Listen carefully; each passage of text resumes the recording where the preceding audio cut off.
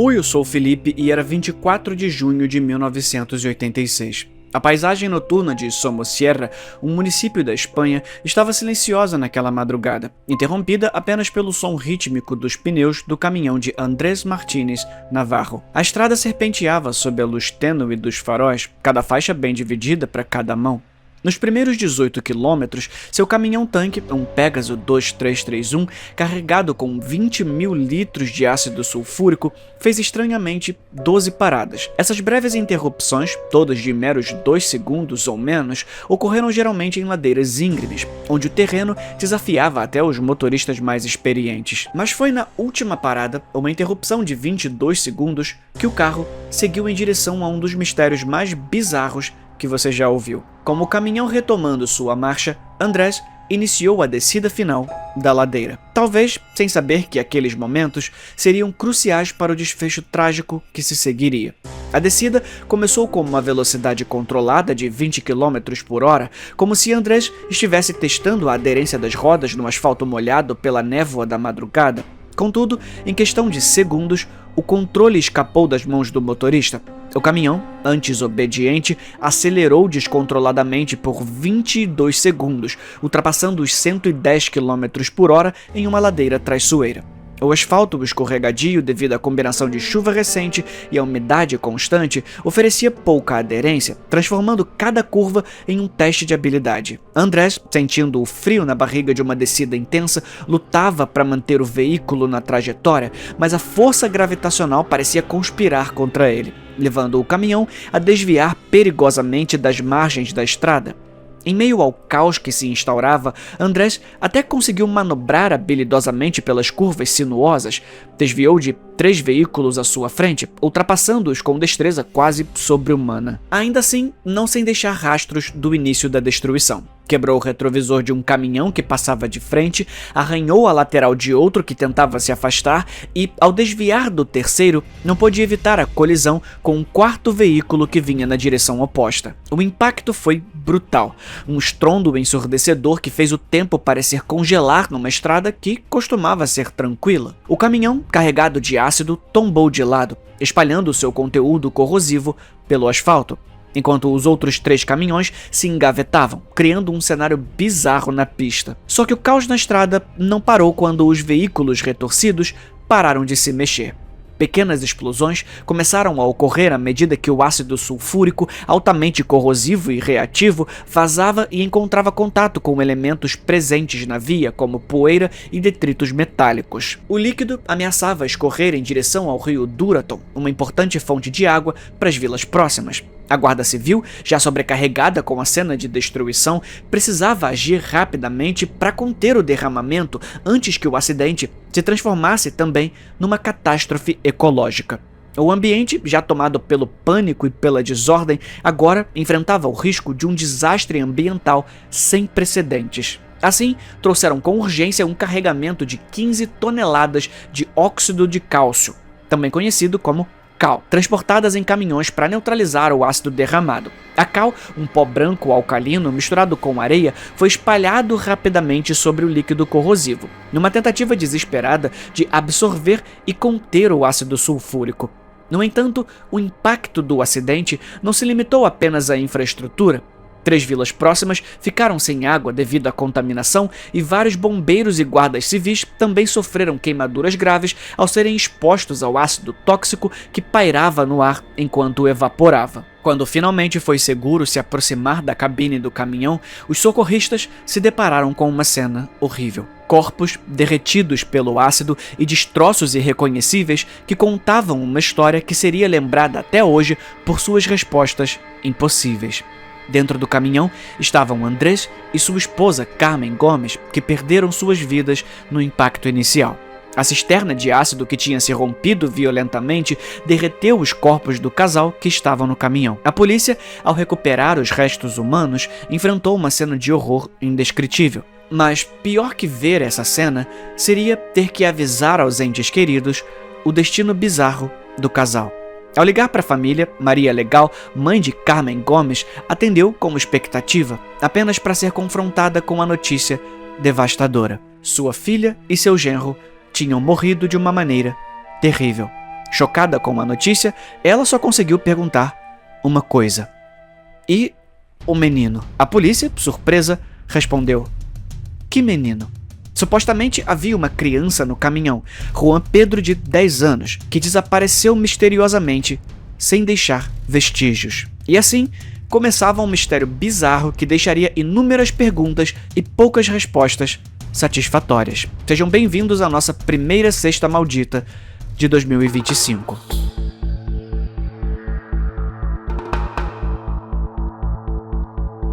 Andrés Martínez Navarro tinha uma missão clara e objetiva, mas perigosa: transportar 20.000 litros de ácido sulfúrico de Los Cánovas, uma pequena localidade na região de Murica, até a cidade de Bilbao, 850 quilômetros que poderiam ser completos em pouco mais de 12 horas. Essa tarefa exigia habilidades específicas e certificações rigorosas. Os motoristas, como o Andrés, precisavam obter licenças especiais conhecidas como ADR, o Acordo Europeu relativo ao transporte internacional de mercadorias perigosas por estrada, adquiridas após longos cursos que ensinavam a manejar produtos químicos perigosos, identificar sinais de emergência e responder adequadamente a acidentes. Então, Andrés não era nenhum iniciante ou profissional com histórico de responsabilidade. Além disso, o caminhão de Andrés estava devidamente sinalizado com placas de perigo, laranja com códigos específicos que identificavam a substância transportada, cumprindo todas as normas de segurança estabelecidas para o transporte de mercadorias perigosas. O processo de carga e descarga do ácido sulfúrico ocorria em instalações industriais especializadas, onde Andrés, usando equipamentos de proteção como luvas resistentes, roupas especiais e máscaras, ajudava a carregar o ácido com precisão cirúrgica. É uma operação perigosa e, por isso, feita com todos os tipos de dispositivos para impedir que dê errado. O manuseio do ácido sulfúrico não deixava margem para erros porque o contato com o líquido poderia causar queimaduras graves e até fatais. O trajeto até Bilbao era meticulosamente planejado para evitar áreas densamente povoadas e rotas com alto risco de acidentes, garantindo uma viagem segura e eficiente.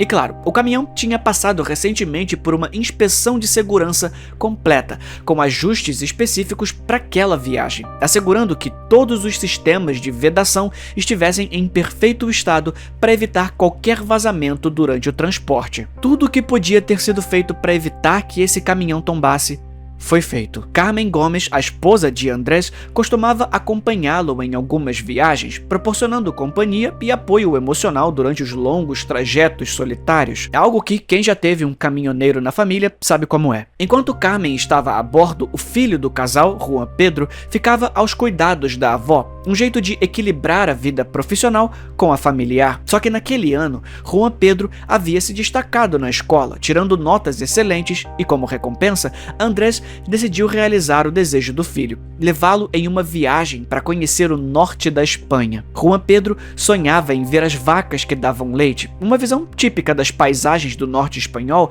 onde rebanhos pastavam livremente sob o céu nublado. A viagem começou às 7 da noite seguinte, com o caminhão partindo de Los Cánovas rumo a Bilbao. As paradas relatadas ocorreram às 9 da noite, então meia-noite e 12, depois 3 da manhã e aí 4h13 e 5 da manhã. Para finalmente, às 5h20, pararem em um restaurante de beira de estrada para tomar um café da manhã. Testemunhas em algumas dessas paradas confirmaram que Juan Pedro estava viajando com seus pais, descrevendo o garoto vestindo um suéter vermelho e calças que pareciam ser fáceis de reconhecer para quem as viu. Essas descrições se tornaram cruciais mais tarde, quando o menino desapareceu, servindo como as únicas pistas sobre seu paradeiro naquele fatídico dia. O tacógrafo do caminhão, um dispositivo que registra a velocidade e as paradas do veículo, foi posteriormente enviado para análise na Alemanha. A leitura indicou que a viagem ocorreu sem anomalias aparentes, mas revelou algo estranho. Nos últimos 80 minutos antes do acidente, depois do café da manhã, o caminhão havia sido parado 12 vezes. Cada parada variando de 1 a 20 segundos, com velocidades igualmente variadas. Não havia engarrafamentos ou outros acidentes relatados naquele trecho da estrada durante aquele horário, levantando a questão: qual era a razão para esse comportamento errático? As investigações que vieram não conseguiram determinar um motivo claro, deixando essa uma das maiores perguntas sem resposta desse caso. A leitura do tacógrafo sugeria que algo ou alguém estava influenciando o comportamento do caminhão, mas, sem pistas adicionais, o mistério permanecia. Os destroços do caminhão foram avaliados minuciosamente e a conclusão foi unânime. Os freios estavam em perfeito funcionamento, sem sinais de falha ou anormalidades. Nada no estado do veículo indicava que problemas mecânicos tivessem contribuído para a perda de controle de Andrés. A falta de qualquer evidência de falha técnica direcionou as suspeitas para causas humanas ou externas. E assim surgia uma porção de teorias.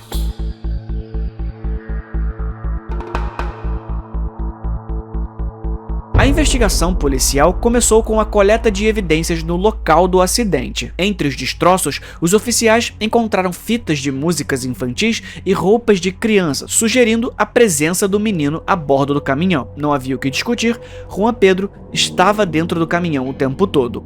Com base nessas evidências, a polícia iniciou uma busca intensa e exaustiva em um raio de 30 quilômetros ao redor do local do acidente. Profissionais com equipamentos especializados varreram a área, mas a única descoberta significativa foi uma sola de sapato. Embora correspondesse ao tamanho que Juan Pedro usava, a polícia não conseguiu confirmar tecnicamente que pertencia ao menino. A busca foi meticulosa, com equipes examinando cada centímetro da área afetada pelo acidente, mas a esperança de encontrar pistas tangíveis se esvaía rapidamente. Os investigadores também realizaram interrogatórios com os sobreviventes dos outros caminhões e aqueles que estavam presentes no local para prestar socorro. Nessas entrevistas surgiram relatos sobre um Nissan Vanette branco com 3 pessoas a bordo. De dentro do veículo saíram um homem e uma mulher que afirmava ser enfermeira.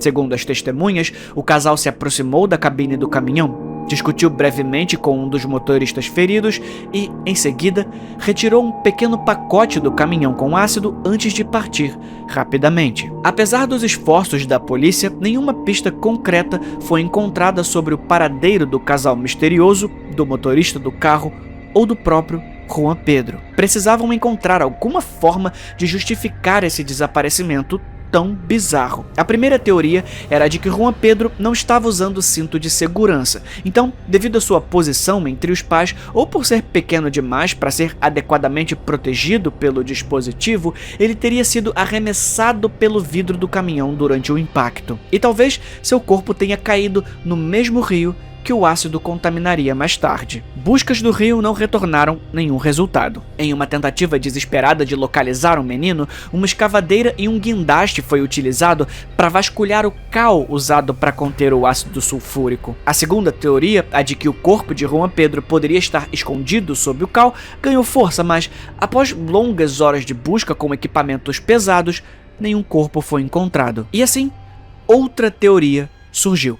Uma que você deve ter proposto desde que esse vídeo começou.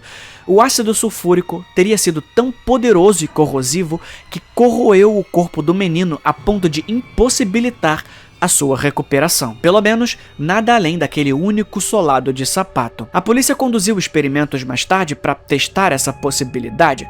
Colocaram restos de animais em ácido sulfúrico e demorou cerca de 5 dias para que o ácido começasse a afetar os ossos. Ou seja, pelo menos os ossos da criança eles deveriam ter encontrado. Assim como aconteceu com os pais. Quando nada parecia explicar o desaparecimento, surgiu uma nova teoria. Uma bem maluca, mas que parece ter mais escopo. Talvez o culpado do desaparecimento do menino tenha sido o crime organizado.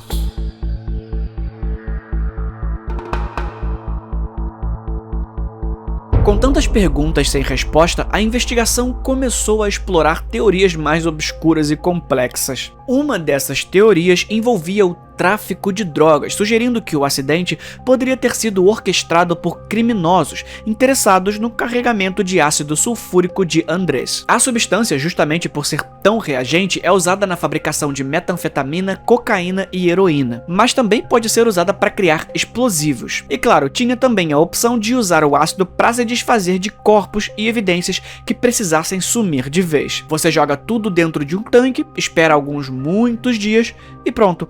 Tudo vira líquido. Mas o motivo pelo qual a polícia passou a considerar o envolvimento de alguma organização criminosa era outro. A descoberta de resíduos de heroína na área do tanque do caminhão 1 ano após o acidente levantou essas suspeitas. A polícia teorizou que outro veículo, possivelmente pertencente a uma rede de contrabando, estava seguindo o caminhão de Andrés para monitorar o seu progresso enquanto transportava a droga, além do ácido claro. Essa teoria explicaria o comportamento nervoso de Andrés refletido nas paradas e variações de velocidade, o que poderia também ter sido resultado de uma perseguição para tentar roubar a carga. Ou talvez o carro que o seguia fazia parte do esquema e ele não sabia, tentou fugir e perdeu o controle. Há também a hipótese de que em alguma dessas paradas o filho deles teria sido sequestrado. E assim, o motorista tentou fazer o caminhão ter o comportamento de um carro descendo a ladeira em alta velocidade. E por isso, quando o ácido foi derramado, apenas quem estava envolvido no acidente foi derretido. O menino já estava em outro carro desde o início. No entanto, nada disso podia ser afirmado com certeza. Andrés havia comprado o caminhão recentemente, o que dificultava identificar quem poderia estar por trás do contrabando. Pode ser que os traços de heroína fossem de um transporte do antigo dono. A procedência do veículo e a ausência de ligações diretas com redes de tráfico complicavam a investigação. Andrés não tinha um histórico sequer parecido com o de um criminoso. Era apenas um pai de família, trabalhador. Só que algum tempo depois, um artigo da ABC na Espanha revelou que a família de Andrés afirmava que ele vinha recebendo ameaças de uma suposta máfia há semanas antes do acidente, exigindo que o homem transportasse drogas para eles. Essas ameaças nunca foram muito bem explicadas. Talvez ele tenha feito o transporte uma vez e não quis fazer justamente na viagem em que seu filho estaria e por isso sofreu uma represália terrível na estrada durante o transporte. Na verdade, alguns acreditam que o menino tinha sido levado na viagem justamente para protegê-lo. O pai não queria perder o filho de vista e acabou assim selando seu destino. E o caso terminaria sem qualquer novidade se no ano seguinte um avistamento de Juan Pedro não tivesse virado a investigação de cabeça para baixo.